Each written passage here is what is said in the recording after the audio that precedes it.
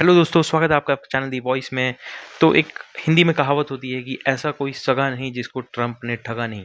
अब ये कहावत बोलने के पीछे का रीज़न क्या है? रीज़न ये है कि जो ट्रंप का यानी अमेरिका का जो सबसे क्लोजेस्ट अलाई होता था साउथ कोरिया, उसको लेके ट्रंप ने एक बहुत बड़ा अनाउंसमेंट किया है। ट्रंप ने ये कहा है कि आने वाले टाइम में मैंने पेंटागन को ऑर्डर दिया है। पेंटागन मतलब जैसे हमारा पीएमओ ऑफिस हो गया, तो वो पेंटागन को मैंने ऑर्डर दिया है कि जो exercises, military exercise, joint exercise हम कर रहे हैं साउथ कोरिया के साथ मिलके, उसको कम किया जाए।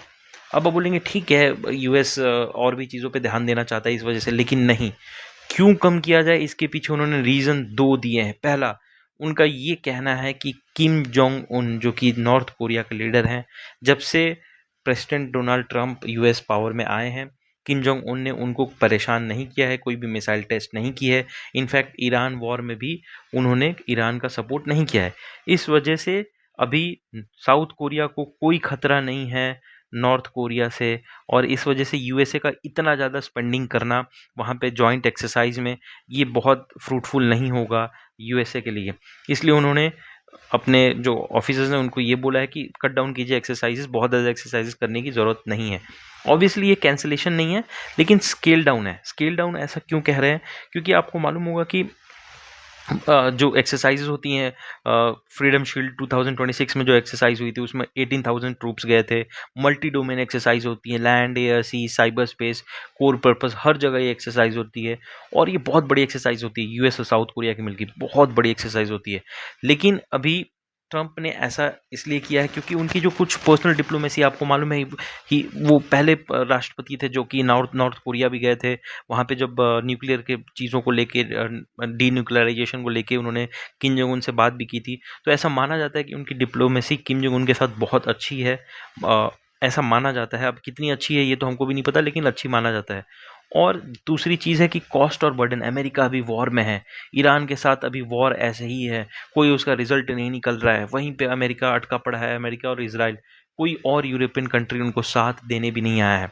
इस वजह से ट्रंप के ऊपर बहुत ज़्यादा प्रेशर है, प्लस स्पेंडिंग्स इतनी हो रही है यूएसए की, उसको भी देखते हुए एक तरह से कॉस्ट कटिंग की जा रही है कि हम इन सब मिलिट्री एक्सरसाइजेज में नहीं जाएंगे जहाँ पे कि ज़रूरत नहीं है। आप इसको ऐसा मत समझिएगा कि यूएसए सपोर्ट नहीं करेगा सियोल का। सियोल मतलब साउथ कोरिया की कैपिटल का, सपोर्ट करेगा, लेकिन जब ज़रूरत होगा तब। अभी वहाँ पे कोई ज़रूरत नहीं एक्सरसाइज करने की। और साउथ कोरिया, आपको याद होगा ट्रंप ने यूरोपियन कंट्रीज़ प्लस बहुत सारे और भी अलाइज कंट्री से ये बोला था कि आप लोग आओ और सब मिल के हम ईरान पे अटैक करेंगे और ईरान को घुटनों पे ला देंगे। कोई नहीं आया है। इनफैक्ट इजराइल के अलावा और कोई कंट्री नहीं है जो यूएसए का साथ दे रही है ईरान पर अटैक करने के लिए, और उसमें से साउथ कोरिया भी था, जिसमें साउथ कोरिया ने क्लियर बोला था कि नहीं, हम नहीं देंगे। और मेरे को तो ये समझ में नहीं आ रहा है कि साउथ कोरिया आपको क्या हेल्प दे सकता है। ऑब्वियसली आप बोल सकते हैं कि उनकी मिलिट्री पावर आजकल बढ़ गई है, लेकिन इतनी भी नहीं बढ़ी है कि आपको साउथ कोरिया, ना उनके पास वो लैंड है जहाँ से कि आप टेक ऑफ करके जाके ईरान पहुँच पाएंगे, वो तो बहुत दूर है उनसे।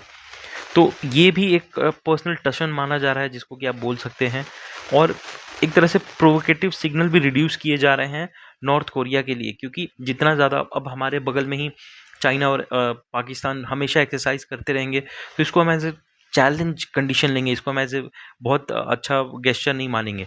तो सेम चीज़ यूएसए का भी ऐसा मानना है। और इसमें गेन किसको हो रहा है, रिस्क क्या है?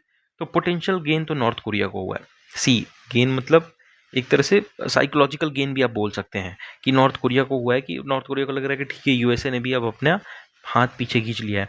साउथ कोरिया के लिए मिक्स्ड आउटकम है। मिक्स्ड आउटकम क्या है कि उनको टेंशन भी अभी ऐसा कुछ है नहीं, दिख नहीं रहा उनको टेंशन, और वो भी अपना स्पेंडिंग 8% तक लेके जा चुके हैं अपने जीडीपी का। आप समझ सकते हैं डिफेंस में, तो ये बहुत बड़ी बात है। 8% कोई छोटा मोटी बात नहीं होती है। हमारा भी 4 से 5%, 8% पे है वो। और इसमें गेन किसको है? यूनाइटेड स्टेट्स को। अब बोलेंगे क्या गेन है भाई यूएसए को? एक तो उनका कॉस्ट कटिंग हुआ है, दूसरा उनको एक तरह से आप समझ सकते हैं कि टेंशन कम हो गई है अब नॉर्थ कोरिया से। नॉर्थ कोरिया का यही था कि आप साउथ कोरिया में आके क्यों एक्सरसाइज कर रहे हो, तो इस वजह से अब टेंशन भी थोड़ी कम हो चुकी है। और चाइना और रशिया को तो कोई बेनिफिट हो ना हो उनको फ़र्क नहीं पड़ता, वो तो डिफरेंट लेवल में ही रहते हैं। अब इसमें आगे आने वाली चीज़ क्या हो सकती है कि एक तरह से डिप्लोमेटिक ओपनिंग हो सकती है, बातचीत, डायलॉग हो सकता है नॉर्थ कोरिया में और साउथ कोरिया में, तो ये बहुत बड़ा एक गेस्चर माना जाएगा। अगर ये चीज़ हो पाती है, उनकी जो बॉर्डर है उस पे टेंशन कम होता है, तो ट्रम्प के लिए ये बहुत बड़ा मोरल बूस्ट होने वाला है। फिर टैक्टिकल पॉज भी होता है। कभी कभी क्या होता है कि आप बहुत जगह एक जगह पे आप बहुत दिनों तक पड़े रह जाते हो, तो इससे एक तरह से फटीग होती है वहाँ की ओवरऑल इंफ्रास्ट्रक्चर में भी। तो एक तरह से टैक्टिकल पॉज दिया गया है, फिर उसके बाद रीसेट होगा, फिर डिप्लॉयमेंट होगा, और एक तरह से डिटरेंस गैप भी दिया गया।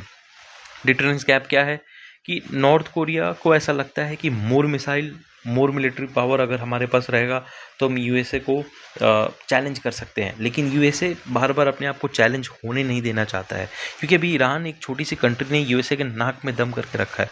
यूएसए ये नहीं चाहता कि एक और छोटा सा कंट्री आ जाए और मिसाइल पे मिसाइल मिसाइल पे मिसाइल मारता रहे, तो इससे डैमेज यूएसए की छवि को ही हो रही है। तो यूएसए ऐसा नहीं चाहता, इसलिए उन्होंने कट डाउन करने को बोला है।